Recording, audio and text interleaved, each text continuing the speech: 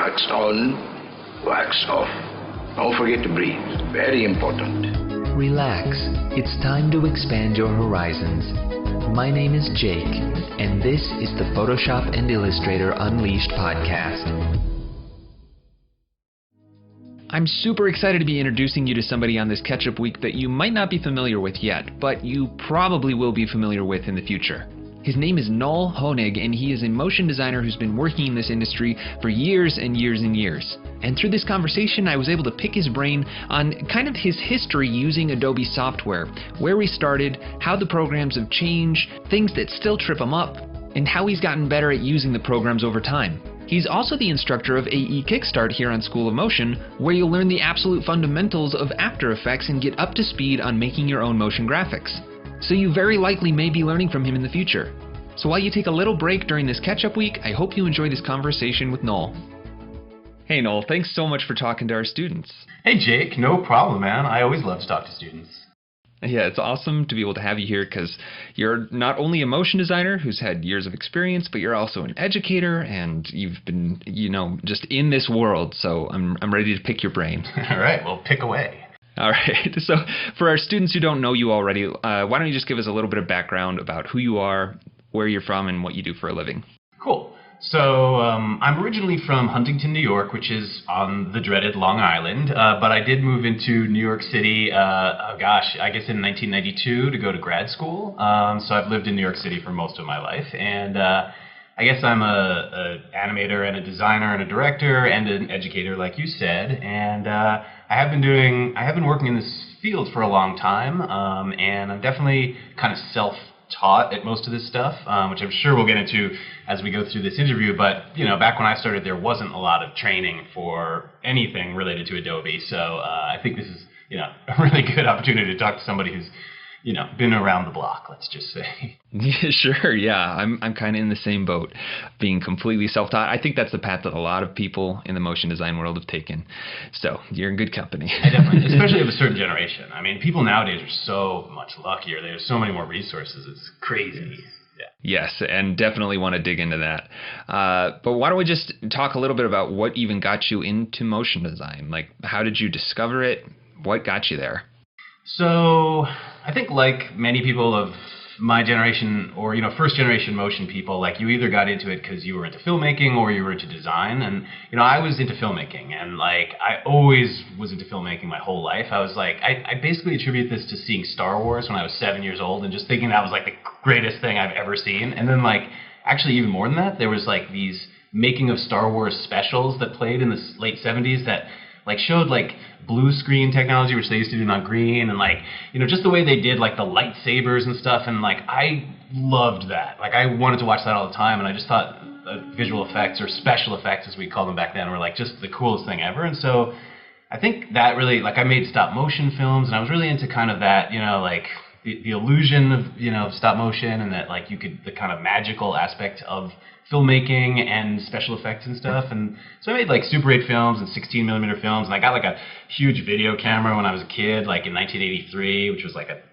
2-part thing that I lugged around with me and like shot stuff and whatever.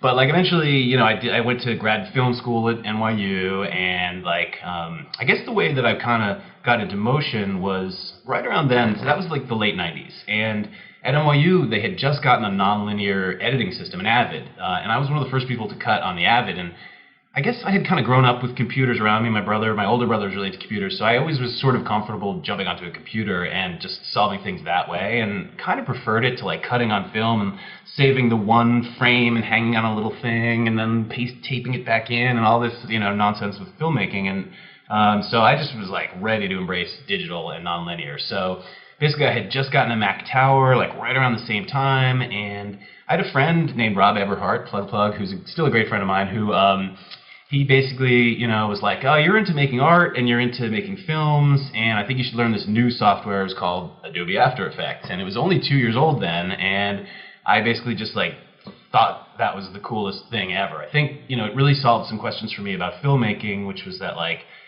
I like making films, but the practical level of making films in the real world has always been a real challenge for me. If you have this kind of big imagination, trying to like get that thing onto the screen is kind of impossible at a low budget, and it was really frustrating for me. So I just jumped. I don't know. There was something about like fine arts and animation and visual effects and filmmaking that just kind of pushed me into this field. I don't know. Yeah. Cool. Yeah, I have a pretty similar story of how I got in there too. I mean, I didn't end up going to an actual film school or grad school or anything, but Star Wars, the reason I got into After Effects was because I learned that you could make lightsabers with it. Yeah, I mean, it seems like Star Wars and it has changed the way that not only the special effects industry has been shaped, but also just even motion designers. It's piqued our interest, and here we are. Yeah, definitely. Yeah. I mean, I generally put the start of motion design industry in 1996 because that's when 7 came out and that's when Adobe released their first version. But yeah, you could say that Star Wars was definitely a key, like, early pioneer contributor to that field, I think, definitely. And certainly to pushing people like us into that field. Right. Yeah. It was just magic. I don't know. It's like Right, such it is. magic. Yeah, we have the tools, so. But it's also interesting to hear you talk about filmmaking being kind of what got you into it, and how storytelling is kind of something that's been in your roots as you've became a motion designer. So I'm just curious, like, do you approach motion design from the storytelling perspective? I mean, I try to. So, I think it's really easy to approach it the other way first, from a kind of an aesthetic process, and then try to drill down into some sort of story or whatever. I think a lot of beginners do that. But yeah, I think as I've gotten older, I've tried to focus my work more on starting with concept and story. And, I'm not making like narrative pieces, but even still, if you're working for a client on something like a title sequence, you really are telling a story with the images that you put forth. And so, yeah, I do try to really concentrate on storytelling and concept a lot at the beginning, and sort of, like you said, sketching, and kind of before I even get into like really diving into the style. Although it's always so tempting. Sometimes I'm just like, I love this look. I just want to apply that look to something. But yeah, Yeah. It's better the other way for sure. Sure, totally get that same feeling. So you mentioned Adobe After Effects. You were only like 2 years into, or Adobe was only 2 years into the software when you started it. Had you used any other Adobe software prior to that? Nope, that was basically it. Right at the same time, I essentially learned After Effects and Illustrator. Okay. Yeah, because at this point, After Effects didn't have shape layers. It didn't have a type engine. I mean, it had this effect where you could apply type, but it was very unadjustable, and so the only thing you could really create in After Effects were solids and masks. I don't know if your audience is familiar enough with After Effects yet to talk about this, but you really couldn't create art in After Effects. You needed to learn either Photoshop or Illustrator, basically right at the start. So I learned Illustrator first, which seemed easier, I guess. Sure. Sorry, Yeah, did I answer your question? I think I went off on a tangent. No, you absolutely answered the question, and that's really interesting because I started with Photoshop. I learned After Effects, and then I learned Illustrator later on. So hearing you say that you started with After Effects and then Illustrator is interesting because I hated Illustrator when I first opened it because I was so used to Photoshop. Yeah. So and I would agree with you totally that when I started learning, the programs weren't necessarily that integrated. They weren't working so well together. You couldn't do everything in After Effects that you can now. And like you said, some of our students might not even know what's possible in After Effects. But the fact that text was hard to do in After Effects that's just not the case today. Right. So I'm just curious, from your experience, do you feel like the programs have changed much since then? I mean, it sounds like they have. Oh yeah, they've changed a ton. And it's really funny because I think at a certain point, I really resented that changing all the time, and now I really like it. I think because I finally meaning like probably 10 years ago, got to like a certain level of mastery with all the software that like you can integrate. When they come out with something new, you're like, oh, that solves a problem. Whereas before, I think I'd be like, oh, that creates a problem. Yeah, so I don't know. But there was also like this whole change too that we should really talk about, which was when I first started using Adobe, there's no subscription, and I basically, I mean, I shouldn't admit this, but I'm gonna, which is that like I had pirated software all the time, right? So like Me too. whenever a new version would come out, there'd be this weird lag where you'd be like, I mean, even before torrenting, it was like people would pass discs around, and Yep. you'd just be on this list of people. You'd get the disc after that guy, and like, yeah. So it really changed a lot. I think the version changes were a lot scarier and bigger jumps, and you did have to like literally purchase or steal something for like, it seemed like thousands of dollars. I don't know really what it was, because I think I had an exaggerated sense of it because I was probably really broke at a certain point, but like it just seemed like there was no way you could afford that software, and I'm really glad. I think Adobe's really smart, so I think that's a great change that they have made. That's not really like a change to the software, but just in terms of the way that they, that you can purchase it or use it is so much smarter now. So that's a huge change. I mean, there's big cosmetic changes that have happened, like the full screen UI window was. I remember it used to all be floating tabs, and then that happened, and we were all like, "Oh, this is so weird and foreign." But now I can't even look at the old ones anymore.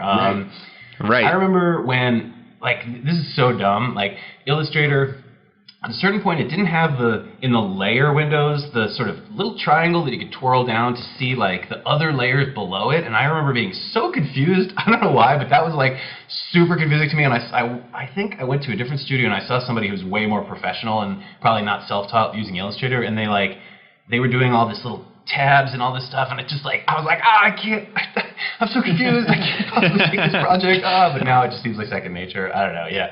But I think they've changed a ton. And they've also, it's not just cosmetics, obviously, they've changed under the hood as well. Like, they've made After Effects faster. They've also made it variously slower at some points, too, where I'm like, why does the audio not play anymore for, like, this whole version or whatever? Yeah. I mean, I'm going to be a shill for Adobe here. I love Adobe. I think they're the best. Like, I can't think of another company where I kind of unabashedly just love them. And like, they make mistakes or whatever, but whenever I really think about it, I think we're lucky that Adobe exists and they're as good as they are, because their software is good, and to make good software is really hard. I've come to realize, like, they're good at it, and we love them. People shouldn't complain about Adobe. Right, I 100% agree. I think, there was a huge shift in opinion when Adobe started the Creative Cloud subscription, and I was 100% for it, because just like you, I purchased my first legal copy of the production premium suite for when CS2 was out. Mm-hmm. And that was with my high school graduation money. So I went into college with a legal copy of CS2, and by like my third semester of my first year, CS3 was out. And I was like, And that went on until I think CS 6.5 was the last version they had before Creative Cloud. So it was a totally different experience of all of these new features come out, and suddenly I have to spend hundreds and hundreds of dollars to have access to them. Mm-hmm. So I was very welcoming and adoptive of the new system.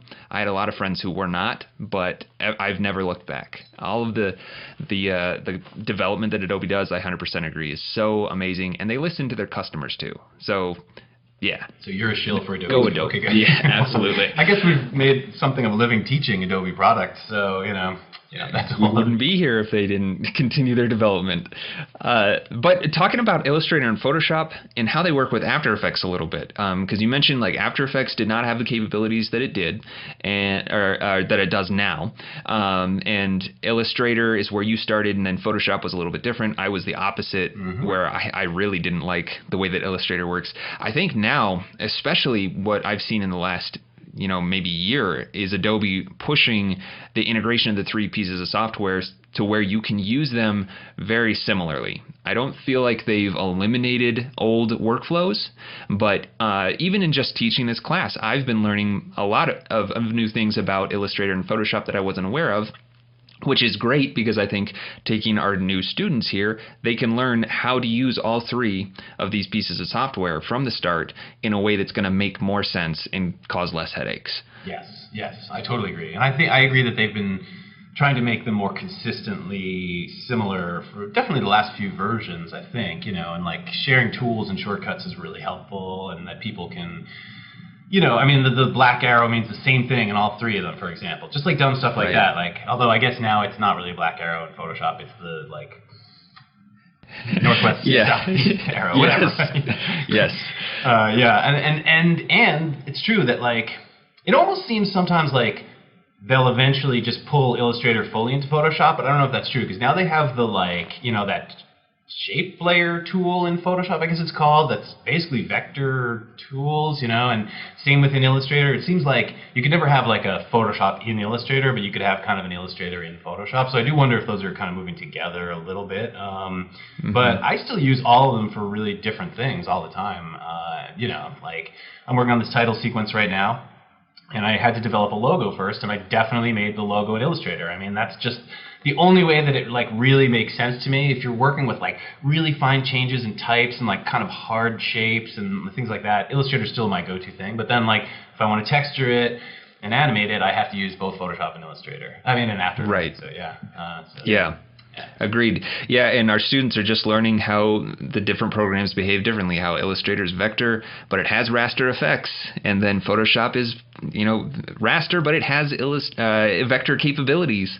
So it's kind of like this handoff between programs, knowing when to use one over the other, and when one tool is going to be better than the other at what you're trying to do. Right. And I don't know if there's really a hard rule about all that either. I think it's probably up to you to determine, because there's so much redundancy in everything. Right. I mean, there's things that make more sense to me, like texturing in Photoshop makes more sense than in Illustrator, but I guess you could do it. I've seen people do it. Yeah, it's funny. I mean, I would agree. 90% of the time I'm doing my texturing in Photoshop. Every now and then, though, there's a certain type of grain that I can only do in Illustrator. And it's like, well, I'm going to do it there, and then it's raster. It's a raster effect, so I'm going to export it as a raster graphic. But, exactly. You know, I like that grain better than Photoshop's. So, yeah, it's just knowing what you have accessible. I do wish that they had vector textures in Illustrator that could scale up the same way that vectors can, because that's a bummer whenever you texture something in Illustrator. You're like, oh, right, I can't make it bigger. Yep. Yeah, I agree. And it's great. I'm sure the students are going to benefit from us just being able to riff like this, because these are real struggles in the real world that we just have learned to deal with. And, you know, not everything at Adobe is perfect. No. There are still going to be things that are going to bother you as an artist, but just knowing how to work around it and what the limitations are is important. Yes, it's definitely better than a sharp stick in the eye, as my dad would say. Yes, wise words. And I think it's funny because, so I was the opposite of you. I learned Illustrator first and thought it was easier, and then I learned Photoshop and thought that was impossibly difficult and maddening. And I still think of Photoshop as being way more complicated than Illustrator in my mind, but like, you know, I think it's really funny that it's probably like whatever you learn first between Illustrator and Photoshop is the one that you're kind of used to, and the other one's just going to be completely foreign, like no matter what. I think of it kind of as like speaking a Romance language, like After Effects and Photoshop are like Spanish and Italian, and then Illustrator is like French. It's like very related, but like a bunch of things are just different enough that it's like, That's a good analogy. I like that. Okay, so I'm curious, how did you actually learn to use these programs? Because there was no School of Motion, there was no YouTube. Like, what did that whole world look like? Yeah, so it looked at first like my friend Rob Everhart sitting me down and basically giving me, I think, what is probably the simplest lecture you could give somebody about how to learn After Effects, which is like, here's stuff in 3 layers in Illustrator, a square, a circle, and a triangle, basically, and here I've named them in Illustrator, and then I pulled them into After Effects, and you can see that it still has the names, right? So that's cool. So the organization's good. And then here, this is how you make a first keyframe, this is how you make a second keyframe, PSRT, go. And basically that's what he told me, and then I worked on a bunch of projects just like that, trying to figure it out. Then eventually I went to a brick and mortar bookstore, and I bought a book called Creating Motion Graphics by Trish and Chris Meyer, which probably you also read. And I read the thing from cover to cover like 10 times, and anytime I had a question, I would dig back into it. And that was it for After Effects, other than just working professionally. Illustrator, I never read a book on at all. Basically, I had all these friends who worked at a record company, at Atlantic Records, I guess I could say this now, and I would just, aside from stealing their software, I would always basically just like call them up on their landline and ask them hard questions about like, how do I select just one vector point in Illustrator? And they'd be like, the white arrow. And I'd be like, oh yeah, okay. You know, and like, stuff like that. And like I said, I've always been kind of computer savvy or comfortable or not intimidated. So I don't know. I just like with those two, I think I really just learned them by using them a lot and like trial and error. And then Photoshop, forget it. Like, like that was the worst because I learned that while working professionally on the job to solve problems without knowing it, and that's just a nightmare. Because so like when I learned Photoshop, I didn't realize that you can undo more than one time in Photoshop. Like, for example, for like a year, I think. Like, so I would be like really careful and save like many versions, and then like each one would just have like one little change, and then there'd be this version history that was ridiculous to try to edit. And like, I didn't know about the history panel or whatever it was. So, you know, like, I don't know. I really feel like I learned them the hard way, and maybe that contributes to like an idiosyncratic style that I have. I don't know, but like I'm definitely jealous of people nowadays, and or people who, you know, for years now I think you've been able to take like college classes in Photoshop and Illustrator, just even at a regular school maybe, but or like Linda, or you know, there's lots of resources now, but like none of that existed, and I just learned it all myself by trial and error. Yeah, it is a completely different world now, and I hope that the students listening can appreciate how good they have it, especially even just through School of Motion, because Joey and the entire team at School of Motion just put together such amazing explanations of how to get into these pieces of software. So really couldn't be in a better time for learning this stuff. And it just, like you said, you had to call up people on a phone and like to ask questions, and now we have Google that we can just ask a question at any point, and thousands of people have answers. So it's just a really, really good time to be getting into this kind of stuff. Yeah, I mean, you know, yes. On the flip side, more people are into it, more people know how to use it now, and you might, I don't know, this is kind of a bummer answer. Maybe I should hold this thought. No. In a certain way, I wonder if it's as exciting now. Because it was like this more underground thing back then, and you did need all this specialization, and there was kind of this reward that if you did learn this software that you would be kind of in this elite category almost. Like I got jobs early on just because I knew the software. That was the only requirement in like 2000s, like at good studios. You know, it wasn't like it is today where you needed to have a great reel that showed all these different styles and all this stuff. Like basically, if you could use the software, you could pretty much get that job. You know what I mean? So yeah. So the industry has definitely changed. And the way you get into it. I guess the positive of it is that it's very accessible. Like you can become good enough to be hired at those studios. You just have to actually do the work and unfortunately know more than just how to use the software. There's no easy answer, I guess. I mean, you just really have to put in your time no matter what. Unless you're just one of those total geniuses that emerges as like a full-on Adobe savant from whatever. Sure. Okay, so what about using Photoshop and Illustrator as a motion designer? Do you feel like that's necessary today? Because we talked about how After Effects didn't used to be able to do all the things that it can now, but I mean, there are vector tools inside of After Effects, and some of the other standard effects, I almost enjoy using them better in After Effects than Photoshop. So do you think we really need Photoshop and Illustrator at this point? You know, it's a really good question. And this is a personal question. Let's just say, like, you could do it any way you want, and that's fine with me. Like, I'm not, you know, I don't need anybody to fit into any box. For me personally, I think they are necessary. And I think probably if you want to freelance around at studios and stuff, you probably need to know Photoshop and Illustrator. I mean, that's just like the quick answer. Like, in a professional setting, you're going to be expected to know those. But like, just say like you're not going to try to freelance, but you just want to make, you know, your Citizen Kane version of motion graphics, and that's all you're concerned with. It's a little more complicated of an answer for me at that point, because like we were saying before, that like, you know, story really is everything, and idea really is everything, and aesthetics and the tools are a means to an end. So, you know, if you have the greatest idea for an ad campaign and you can literally achieve it with pencil and paper in 5 minutes, and it's a great idea, that could be the best motion piece ever made. You know what I mean? Like, so there's that. This is a spectrum answer. This is how I tend to view things. Is like there's really no like one answer, but you know, the other, I guess, I really enjoy using Photoshop and Illustrator before I animate, because it forces me to slow down and think about things and how they're going to animate before I even start moving it around, which I think is a really useful discipline, probably really useful for people who are just starting out as well, like that kind of discipline. That said, when I started out, I just wanted to move everything around, and I didn't really care so much about that. But I do also know people that work professionally and are good who just use After Effects to do everything. I think Andrew Vuko does that, and or maybe he bounces back and forth between Illustrator now, but like I think it's just like a ton of shape layers in After Effects, and he's got a great style. So in general, I don't think I could achieve the look that I want to achieve without using Photoshop. And I just prefer the tools in Photoshop.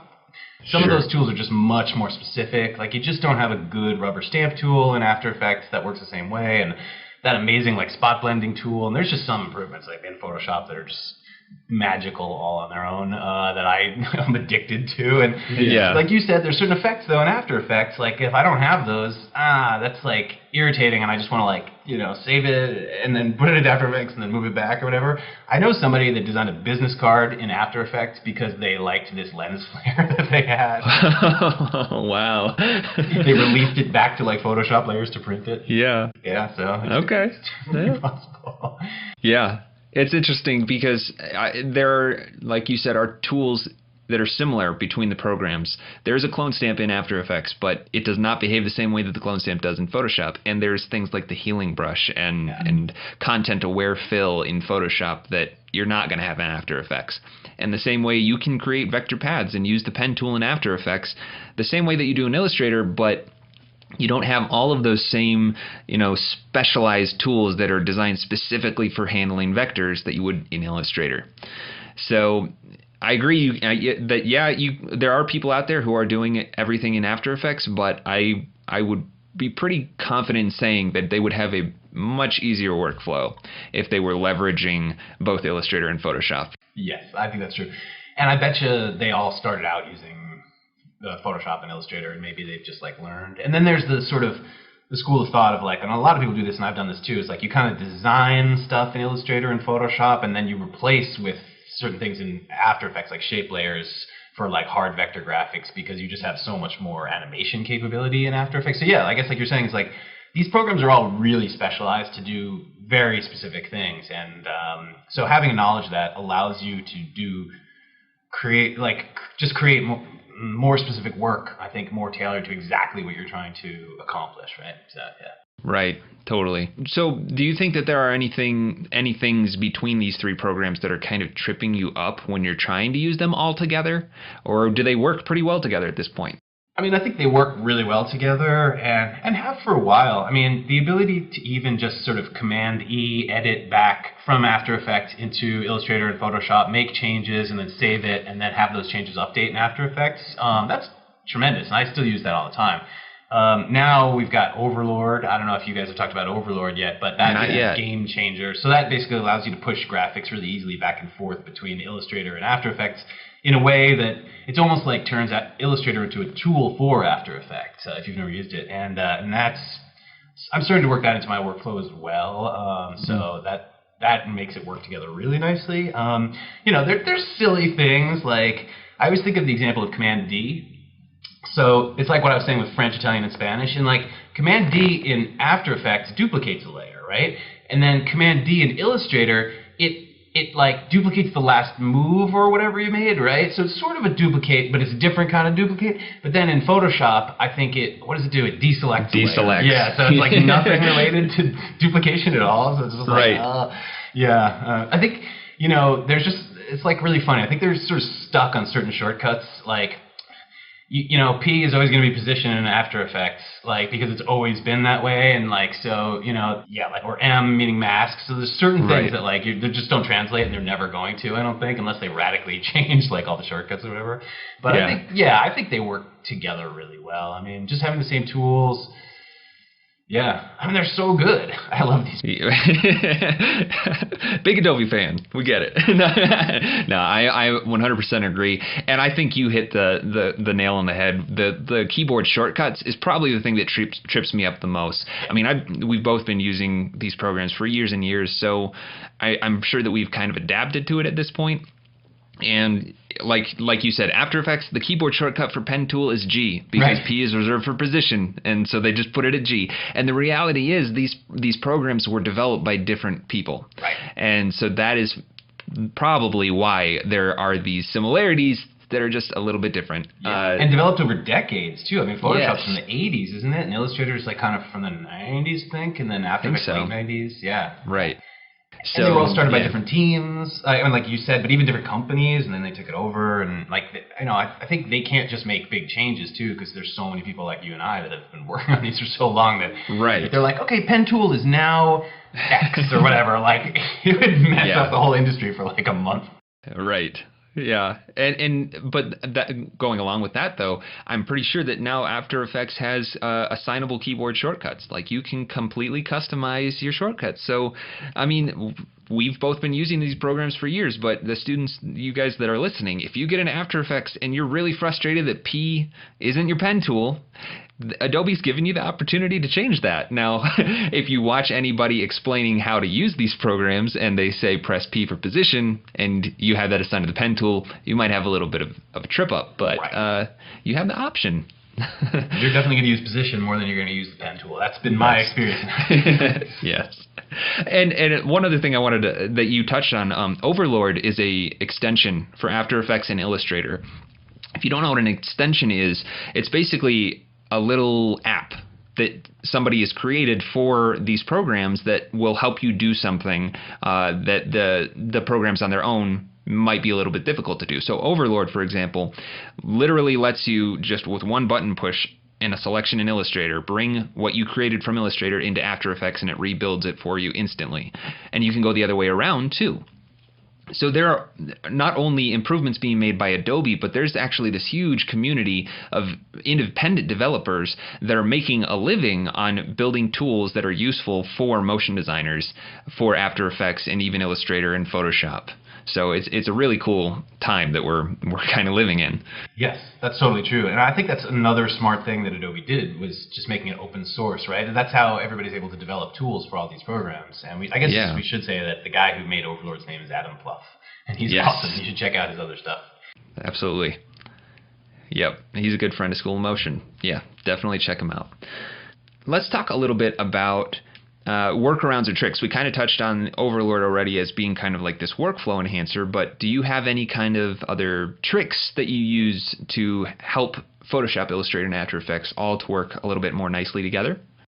I don't know if they're tricks, but I really like the in Photoshop that you can group things into those little folders, and then those folders open up as pre-comps in After Effects. For me, that really helps me organize things in Photoshop, and I really do like the way that it imports into After Effects, and it just works exactly the way you'd want it to.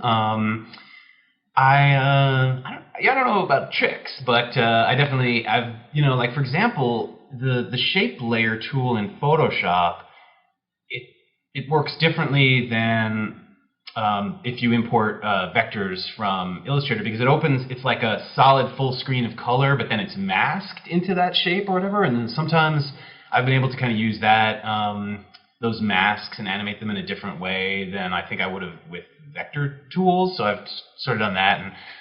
And I like Smart Objects. I think it's kind of cool that you can kind of paste, vector as Smart Objects in Photoshop and really like kind of work things out and keep them sharp and still scale them up and down. I don't really know if that's a trick. No, I use Smart Objects all the time. I 100% agree with that, because not only with vectors does it allow you to preserve the vectors, but just making even like images, Smart Objects in Photoshop allows you to preserve that resolution and work a lot more non-destructively. And that was a huge, I think, improvement to Photoshop when that came out, because like they're constantly updating these programs. We didn't always have that. Photoshop used to be a much more destructive piece of software, but they're allowing us to be much more flexible with it, which is so good as a designer, because you can make changes so much easier. Right. Although, again, if you are forced to make mistakes and live with them, there's a certain creative challenge with that as well that like we've kind of lost as well. I don't know, like I make stuff by hand now because sometimes I get really sick of being able to undo everything a billion times, and I sort of like, it's like, all right, I glued that thing to the piece of paper in that way and I wrinkled it, and that I have to like work around that, you know. And one thing that's really easy to forget in Photoshop is that mistakes are sometimes awesome. Right. So I tend to like erase any mistake that I make, and like I'm obsessed with like trying to like cover up some little mistake, whereas in real life, I would turn those into an advantage. So sometimes Photoshop, sometimes all these programs, you have too much choice, too much undo. Yeah. No, that's a really interesting thing to touch on, because I think, especially starting out with these programs, you might try to make everything as perfect and clean as possible. And that's something that you should, as a designer, kind of let go of and realize that there is perfection in imperfection. And so I'm curious if you could elaborate a little bit on that, on how you use like the physical creation of things in your workflow. How often are you doing things like that? And like, do you make it a point to do that, like you just said, so that you don't leave the possibilities to be endless inside of Illustrator and Photoshop? I mean, that's tough for any designer, I think. It's sort of like the question is like, when do you know when it's enough? When do you know when Right. it's done? I guess, the sort of long-winded answer to that is that if you think about design as communication and as solving specific problems, especially when you're dealing with a client, that like they essentially have this problem that they need you to solve, or a series of problems, and some of it you're going to be solving through graphic design, and some of it you're going to be solving through animation. And I guess the answer is that when you feel like it honestly communicates the thing that your client really wants it to communicate, you should probably at least put it in front of the client. Now, it's different when you're working for yourself. To know when something's done, that's really hard, when you're making your own personal work. But I think the answer to me with that is, when I'm totally sick of it and I just hate looking at it anymore, then it's definitely Yes. I totally know that feeling. Yeah, so that is actually part of the blessing of a client's schedule sometimes, is you have to be done. So there is a very distinct line between working for a client and working for yourself. And I think you kind of, got that right. When you're sick of it, you're probably done. But yeah, I think a lot of times people starting out, they'll like try to improve their work and improve it, and they're probably changing like a 1% difference over a really long period of time. And I think it's probably better just to get work out there and just move on to something else at that point too. I think you can really overdo it. Like, yeah. Sure. I definitely see the younger people doing that, like being really hesitant to like put stuff out, whereas I think School of Motion definitely will teach you to like just get your stuff out there and like don't care that much, and like don't let perfection be the enemy of the possible, I guess is the cliche way of saying that. Sure. So that kind of leads me into my next question about technical proficiency. Like, do you think that just learning these pieces of software and getting really good at them, understanding how they each work, and knowing the keyboard shortcuts and how they're different between them, and just being really fast, is going to make you a good designer? Or do you think there's more to that? I don't think it'll make you a good designer. I think it'll make you a good professional if you're being hired out, if you know how to use the software quickly and you can just accomplish what you need quickly and you're not like futzing around in the software for a really long time. I think definitely that'll make you more professional. Whether it'll make you a better designer, that's a totally different question. I mean, I think this is another like spectrum answer where, like it's a yes and a no, but not there's somewhere in between, like, So like we said, I come from this filmmaking background, and I definitely saw a lot of people do this in filmmaking. I think in design and animation this is true too, but I'll use filmmaking as an example. It's like, you'll be like, let's make a film together. Okay, cool, yeah, we both want to make a film, great. Okay, what's it about? Great, okay.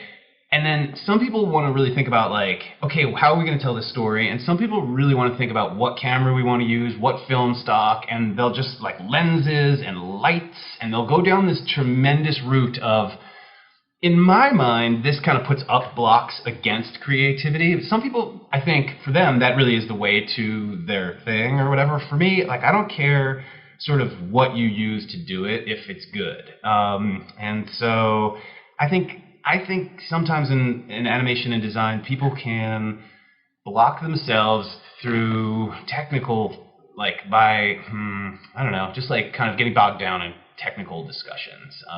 Sure. I don't know. I think some of that's real inside baseball stuff too, where like other animators really get into like that grain setting or whatever, but like nobody else even would ever notice that kind of stuff. So Right. I don't know, but I think having technical proficiency also might mean that you can execute your idea better too, So Right. I've worked at some studios with some people that are Photoshop wizards, where like they painted like a whole forest shot in Photoshop with like little beams of light coming down and little dancing dust. I don't even know how they do that. And it's like this one layer, which is like a soft light, and this one layer is like an overlay, and you combine those together, and it just gives this magical glow and all this stuff. And I think if you know it that well, you're probably employable for your whole life. You know what I mean? Oh, yeah. No, that's a good way to think about it.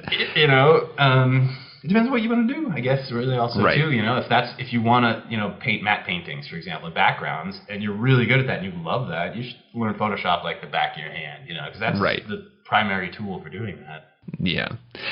I think there's a balance. You know, it is important to know the software, because the more you know it, the more you know how to do what you're trying to do. You know different ways of doing those same things, and you can improve your workflow. You can just be a faster, you know, creator. But it is still very important to think of things like the story. Like we kind of talked about at the beginning, like what do you need to say in this piece that you're working on? What role are the graphics going to play? And so that's why we're going to get into this a little bit later in the course, but talking about sketching is a really important tool, just like Photoshop is and Illustrator is, but sketching, you can use that kind of as a phase in your production to just get your ideas out and not think about the technical, you know, possibilities or limitations that Photoshop and Illustrator have. So yeah, that's kind of the way that I try to approach it, is just trying to get the idea out and coming up with the concept and then making it happen with the tools that I have. Yeah. I think that's the best way to go. Yeah. So okay, we've kind of gotten a good history of where you've come from, how this software has changed, and how you learned it. But do you have any things that you wish you knew when you were first starting? Now, obviously the software was much different then than it is now. But would there be anything that you wish you could go back and tell your younger self as you were learning these programs? I thought about this.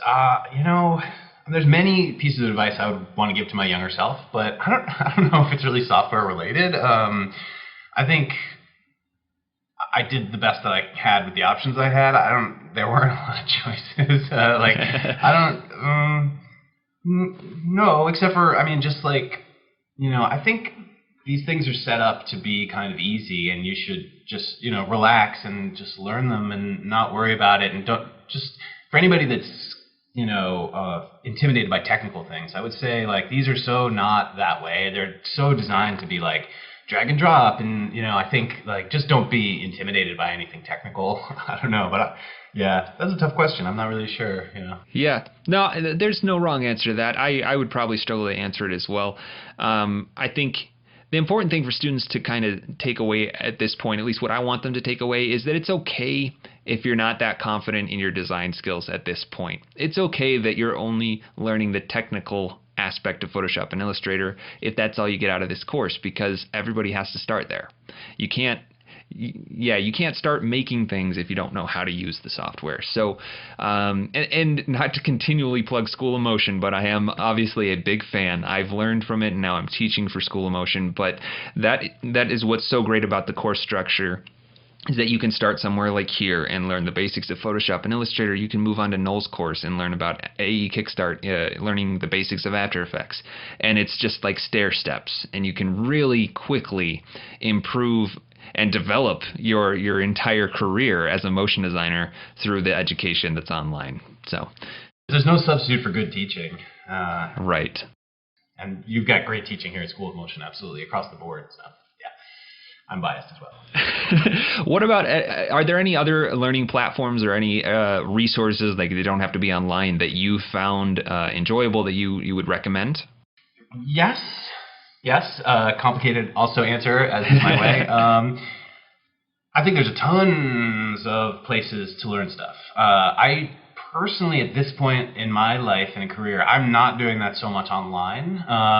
But what I would say is, yes, I mean, bookstores are your best friend ever still, if you can find one. Museums, if there's one in your town, definitely, you know. And if you are going to look online, I just, like, personally, this is kind of a negative answer, I guess, but like I would just say, just don't like if you want to get into illustration, don't only immerse yourself in contemporary illustration blogs or whatever. Like, just really try to find things outside of your discipline to inspire you, because there's just like these trends that just roll through our industry, and I think if you try to jump onto that train, it's fine at the beginning when you're just learning, I think, to just straight up imitate like trends and just sort of like copy something. That's great at the beginning, I think, when you're a student or when you're just trying to figure out technical things, but at a certain point, I think you want to draw your inspiration from anything other than the industry that you're in. So like, I really like dance, for example. So like, if you go see dance, you can learn a ton about animation and get a million ideas through choreography, and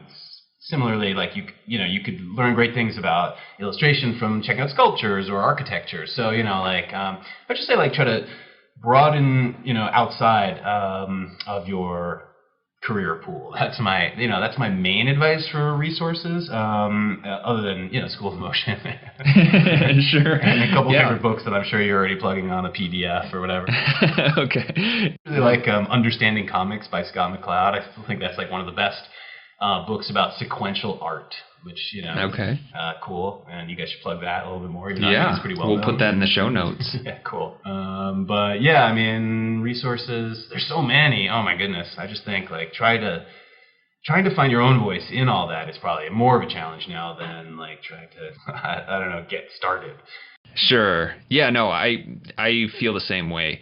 And I really like your advice of looking outside of our own industry. That's great advice. I'm constantly inspired by photographers and cinematographers, sports even. I mean, you can very quickly just start looking at sports packages, but just kind of removing yourself away from the graphics and kind of just looking at how a team works and what can you pull out of people running down a football field or something like that.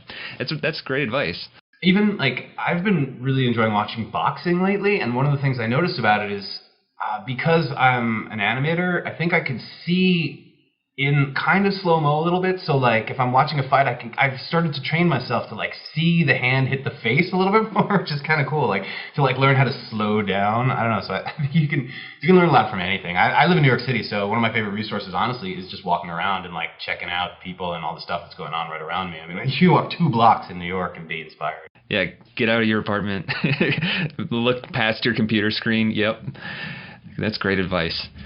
Awesome. Noel, well, this has been a totally enlightening conversation. I don't really have any other questions unless you want to give any last words of advice for our students, but like I said, this has been really awesome. I do have some last words, actually, Okay. Which I thought about a little bit ahead of time, which is, like, good luck and don't give up, and you're on a great path, and this path is potentially a lifelong path, so congratulations for even starting that.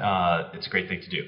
But also, secondly, I just want to stress that if you're taking this class right now, you are like the future of this industry. And like, as much as you should listen to Jake and I, don't listen to Jake and I. Like, you are shaping the future of this by the choices that you're making, and you should be influenced by the generation before, but like, figure shit out on your own, and like, we're not cool, you're cool. I don't know, like, if you think about it, like, you're really the future coming up, and we're like the old guard that's going away. So like, make your own choices and develop this industry the way that you see it. That'd be my advice. That is amazing advice. I'm going to give that a little slow clap because I wholeheartedly agree with that. That was an awesome response, and it's almost a little sad to be, from our perspective, to kind of think of it, but we're not done yet. And and you guys that are listening, he's right. You're going to be shaping this industry. And Noel, you touched a little bit about how there are trends that are rolling through our industry constantly. Some of those trends might be coming from you. So get excited. I think you should be excited and a little bit intimidated, sure, but you'll move on from this course and you're going to start to just have fun. And that's what I love about motion design. It's just fun for me. So thank you so much, Noel. That was great advice. I love this conversation, and thank you for taking the time out of the day to talk to our students. It's my pleasure. Thank you. I loved being able to sit down and talk with Noel and kind of just share our similar experiences with our history of Adobe applications. Like you heard us say, if this is your first time diving into Adobe software, you're going to have a very different learning experience than we did, but I think it's a much better learning experience. I loved one of the points that Noel made, which is if you're here, you're on School of Motion and you're taking courses, you're on a track that has the potential to be career long. I absolutely love working as a motion designer and all of the creative process that goes along with it. The fact that I'm able to enjoy so much what I do for a living is incredible. And I am so excited to be playing a part of your own journey in motion design. I really hope that you got a lot out of that conversation. Thanks for listening, and enjoy the rest of your catch-up week.